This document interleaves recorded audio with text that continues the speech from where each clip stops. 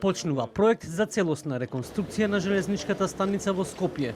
Реконструкцијата на железничката треба да заврши во исто време со пуштање на брзата пруга на коридорот 10 и железничкиот крак до меѓународниот аеродром Скопје, најави Синиша Ивановски, директор на Македонски железници и инфраструктура. Потенцираше дека ако се заврши со проектот за една година потоа, финансирањето ќе биде или со државниот буџет или со заем од класичните заемодаватели, но не е исклучена можноста да се влезе во стратешко партнерство со Велика Британија. Ќе има промена содржина. Железничкава станица не може да биде турбо фолк хаб во државата. Нормално, може да има содржини од општествен, можам да кажам, интерес.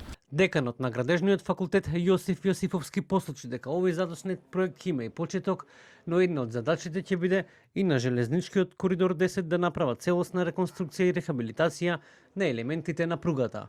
Со овој проект ќе ги обезбедиме оние услови кои што и стандарди кои што се практично важат во сите западноевропски земји. Деканката на архитектонски факултет Анета Христова Поповска истакна дека ќе има многу работа. Прво ќе се прави документирање и анализа на оригиналната документација. Потенцираше дека целта е да има надградба со содржини со кои што објектот ќе стане социјален хаб и отворено плато за културниот и јавниот живот на скопјани.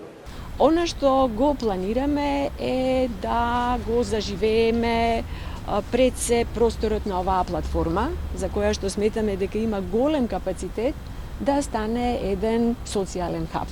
А тоа значи да абсорбира содржини кои што ќе бидат културни содржини, кои што ќе овозможат одвивање на настани на оваа платформа. Скопската железничка станица е дел од транспортниот центар проектиран од јапонскиот архитект и урбанист Кензо Танге. Истата е дел од мегаструктурата градска порта која не ја доживеа својата комплетна реализација.